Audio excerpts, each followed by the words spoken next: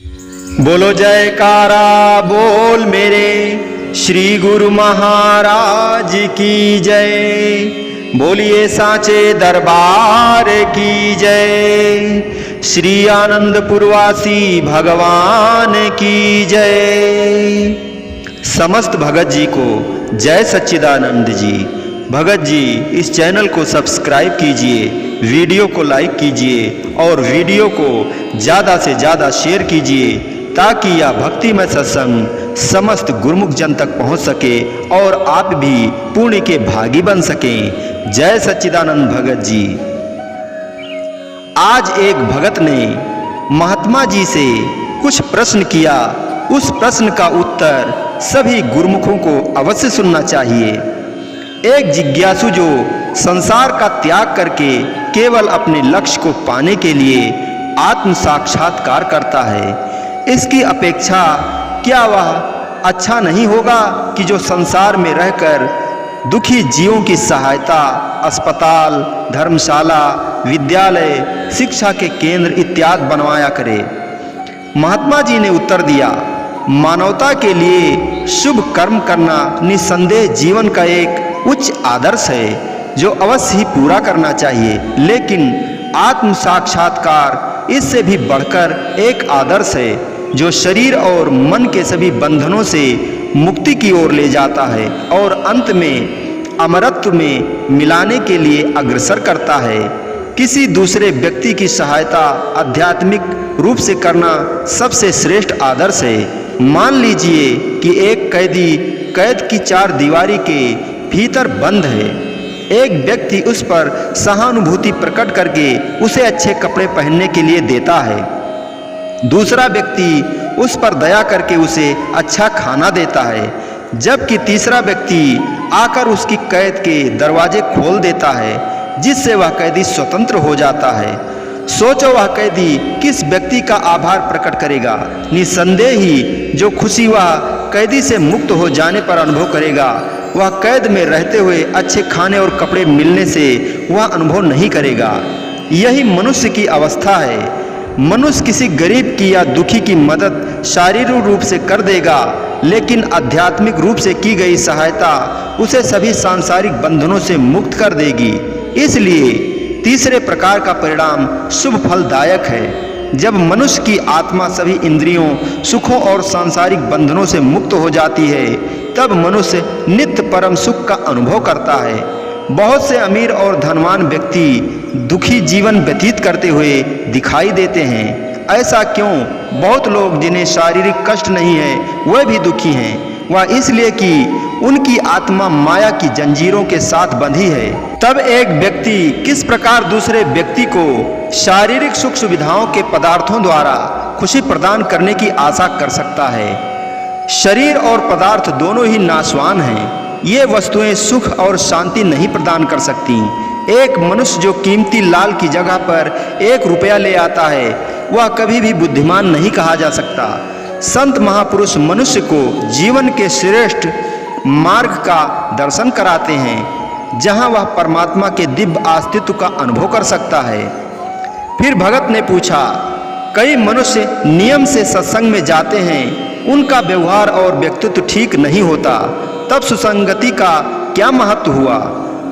महात्मा जी ने उत्तर दिया, जिस वातावरण में मनुष्य रहता है उसका प्रभाव उसके मन पर अस्थायी रूप से पड़ता है। जिस समाज में रहता है वहाँ के व्यवहार, वाणी और उसी प्रकार के कार्यों से उसके व्यक्तित्व पर असर जरूर होता है। इसलिए आत्मिक उन्नति के लिए सत्संगत की आवश्यकता होती है। संतों की संगति में मनुष्य प्रभु प्राप्ति, आत्म साक्षात्कार और पाप से मुक्त के लिए एक आंतरिक प्रेरणा उत्पन्न करने में सहायता करती है। वह केवल एक सुरक्षित चार दीवारी ही नहीं बनती जो माया और इंद्रियों के सभी शत्रुओं से रक्षा करती है, बल्कि वह एक ऐसा वातावरण का निर्माण करती है जहां जिज्ञासु या कोई भी संसारी व्यक्ति परमात्मा के ऐश्वर्य और पवित्रता को समझना शुरू कर देता है। जिन जैसी संगत करी तिन तैसो फल लीन, कदली सीप भुजंग मुख एक बूंद गुड़ती। अर्थात मनुष्य जिस संगति में रहता है उससे उसका सारा जीवन उसी के प्रकार अनुसार ढल जाता है। जब स्वाति बूंद केले के पत्ते पर गिरती है तो कपूर बन जाती है, वही बूंद सौभाग्य से अगर एक सीप के मुख में चली जाती है तो मोती के रूप में बदल जाती है। वही बूंद भुजंग यानी सर्प के मुख में विष का रूप धारण कर लेती है। संतों की संगति से मन शुद्ध और उज्जवल रहता है। मुद मंगलमय संत समाजू, जो जग जंगम तीरथ राजू। संतों की संगति मंगलमय है और संसार का सबसे महान तीर्थ सत्संग है। संत महापुरुषों की संगति में मनुष्य अनंत आनंद परम सुख को प्राप्त करता है। तब मनुष्य परमात्मा के साक्षात्कार की ओर ले जाने वाले आत्म साक्षात्कार की प्राप्ति करता है। संतों की संगति से ही आध्यात्मिक जागृति उत्पन्न होती है। प्रत्येक व्यक्ति सत्संग में आने पर एकदम क्यों नहीं बदलता? इसका कारण उसके पूर्व जन्मों के अशुभ कर्मों का प्रभाव है। स्याही के बर्तन को धोने के लिए उसमें बार बार पानी डालना पड़ता है। यदि पानी पूरी तरह नहीं डालोगे तो वह बर्तन साफ नहीं होगा।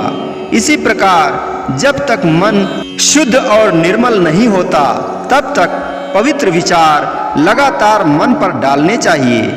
पिछले कर्मों के बुरे प्रभाव जितने अधिक होंगे उतना ही अधिक समय मन शुद्ध होने में लग जाएगा। किसी को तो एक क्षण लगता है और किसी को कई जन्म लग जाते हैं, लेकिन यह तो निश्चित है कि हर क्षण कुछ हिस्सा अशुभ कर्मों का साफ हो रहा है, चाहे उसका असर उसी समय कुछ पता ना चले। एक नदी के ऊपर पुल बांधना सभी नदियों के लिए एक जैसा नहीं होता, वह नदी की चौड़ाई के अनुसार बदलता है। उदाहरण के लिए अमेजन नदी जो दुनिया की सबसे बड़ी चौड़ी नदी है, उस पर पुल बांधने के लिए सबसे अधिक समय लगेगा। इसी प्रकार संतों की संगति का प्रभाव हमारे अच्छे और बुरे कर्मों की अधिकता पर निर्भर करता है। मनुष्य और ईश्वर के मध्य पुल तब भी बन सकता है जब मनुष्य पवित्रता के चरम बिंदु पर पहुंच जाता है। इसीलिए सभी गुरुमुखों से अनुरोध है, हमेशा सत्संग में जाएं और सुने और अपने मन में भक्ति जागृत करें, क्योंकि मन ही ऐसा है जो माया से आपको भ्रमित करता है और आप मन के कहे में आ जाते हैं। इसलिए अपने मन पर अगर विजय पाना है तो सत्संग में जाना बहुत ज़रूरी है और अपने मन पर विजय पा करके प्रभु के चरणों की भक्ति प्राप्त करके आप आत्म साक्षात्कार कर सकते हैं और अपने परम धाम को अवश्य जा सकते हैं। बोलो जयकारा बोल मेरे श्री गुरु महाराज की जय, बोलिए सांचे दरबार की जय, श्री आनंदपुरवासी भगवान की जय, श्री नगली निवासी भगवान की जय। समस्त भगत जी को जय सच्चिदानंद जी।